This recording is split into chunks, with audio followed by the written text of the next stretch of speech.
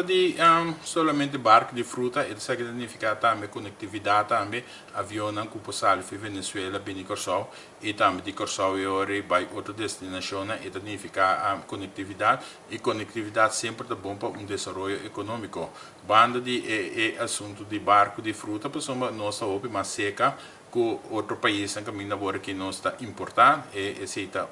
é aspecto não que nós temos importar roupa, que também nós temos projeto piloto para nós mesmos começar a plantar muito mais nós mesmos comida e também faz mais tanto na cria de bestia. Pois Venezuela sempre estava um mercado positivo para o sol, então nós verwacht também com a reapertura aqui e lo sigue mercado positivo, pessoa tem roupa venezuelana também que também de parte de turismo, tem roupa comerciante local que está sem negócio com Venezuela. Venezuela está país com Cuba Mirele que tem roupa recurso, pero nós temos que com o desenvolvimento do país, que tudo coisa vai ser de margem de lei.